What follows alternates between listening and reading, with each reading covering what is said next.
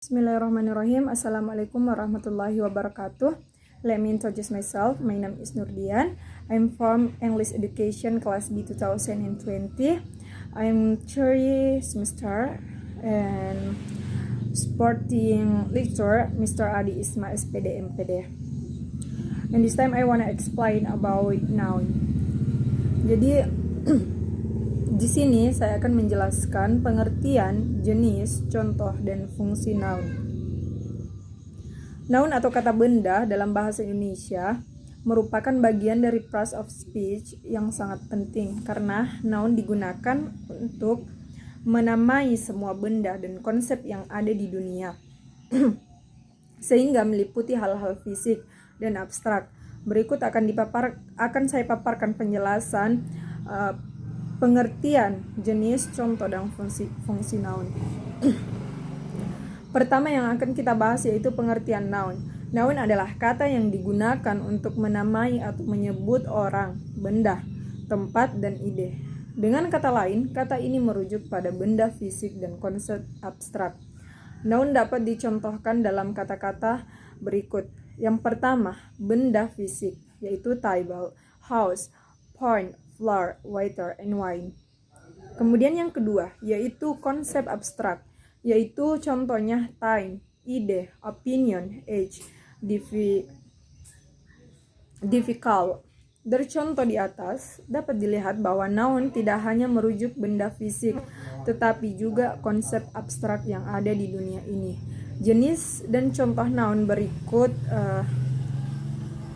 yaitu contoh noun dalam bahasa Inggris. Yang pertama yaitu concrete and abstract nouns. Berdasarkan bentuknya, noun dibagi menjadi dua, yaitu pertama concrete noun. Concrete noun adalah noun yang dapat diamati oleh panca indera, sehingga sifatnya konkret atau merujuk pada suatu benda secara langsung, seperti disinggung yang saya sebutkan di awal. Contohnya book, eraser, bottle, flower, child, classroom, star, moon, fire, and wine. Kemudian yang kedua yaitu abstract noun, yang dimana abstract noun ini adalah noun yang tidak diamati oleh panca indera. Dengan kata lain, noun ini bersifat abstrak atau berkonsep kebendaan saja. Noun jenis ini biasanya ditandai dengan akhiran h, ins, insi, ion, sion, tion, dom, hood, ice, ism, mean, nis, sheep, eat, and tea. Contohnya yaitu happiness, emergency, falsehood, freedom, communist, motivation, efficient, idea, love, spirit, life, time, and age. Kemudian yang kedua yaitu countable and uncountable nouns. Berdasarkan bisa tidaknya dihitung, noun dikelompokkan menjadi dua. Yang pertama yaitu countable noun, yang dimana countable noun ini adalah noun yang dapat dihitung. Ciri-cirinya dari noun ini adalah pertama, dapat diikuti oleh hitungan 1, 2, 3, 4, 5, dan seterusnya. Kemudian ciri kedua yaitu dapat diikuti oleh artikel a dan an dalam bentuk tunggal. Kemudian ciri ketiga yaitu dapat ditambah akhiran s dan es dalam bentuk jamak. Contohnya house, a house, one house, three house.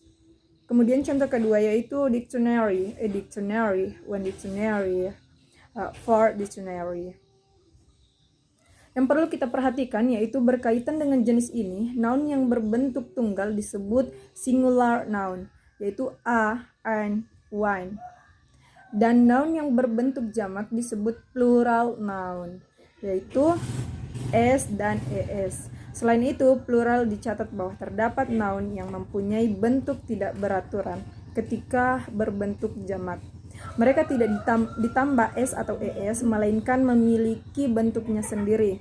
Noun ini kemudian dimasukkan dalam list of irregular plural nouns. Contohnya man, a man, two men, three men, many men. Kemudian yaitu child, a child, two child, several child. Kemudian yang kedua yaitu uncountable noun. Uncountable noun adalah noun yang tidak dapat dihitung. Adapun ciri-cirinya berbalikan dari countable noun, yaitu tidak dapat diikuti oleh hitungan 1, 2, 3, 4, dan 5, serta seterusnya. Kemudian ciri keduanya yaitu tidak dapat diikuti oleh artikel a dan an, tidak ada bentuk tunggal. Kemudian yang ketiga yaitu tidak dapat ditambah s dan es, tidak ada bentuk jamak. Contohnya milk, a milk, one milk, two milk. Kemudian yaitu cheese, a cheese, one cheese, two cheese. Yang perlu diperhatikan, uncountable noun sebenarnya memungkinkan untuk dihitung, namun yang dihitung bukanlah zat atau substansinya, melainkan takaran atau wadahnya. Karenanya, noun ini juga disebut mass noun. Contoh, milk, a glass of milk, two glass of milk. Kemudian cheese, a block of cheese, two blocks of cheese. Kemudian kita melangkah ke ketiga yaitu mixed noun. Mixed noun adalah noun yang bisa menjadi countable dan uncountable, tergantung kondisi atau konteksi di mana ia digunakan. Contoh, I saw a hair on the floor.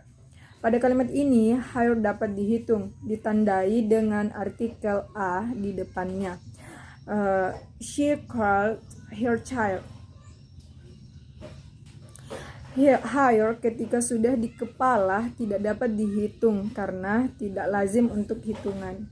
Kemudian yang selanjutnya yaitu common and proper nouns. Pembagian noun ke dalam common dan proper noun merujuk pada apakah suatu noun itu termasuk nama spesifik atau bukan, atau umum. Pertama yaitu common noun. Common noun adalah noun yang mengacu pada hal-hal yang masih umum, sehingga penulisannya tidak menggunakan huruf kapital, kecuali mengawali sebuah kalimat atau judul. Contohnya, person, city, country, mountains, restaurant, park, health, pond. Kemudian yang kedua yaitu proper noun. Yaitu proper noun merupakan hiponim dari contoh noun, sehingga acuannya lebih spesifik daripada common noun. Jenis noun ini biasa dikenal dalam bentuk nama suatu hal, contohnya orang, benda, tempat, dan sebagainya.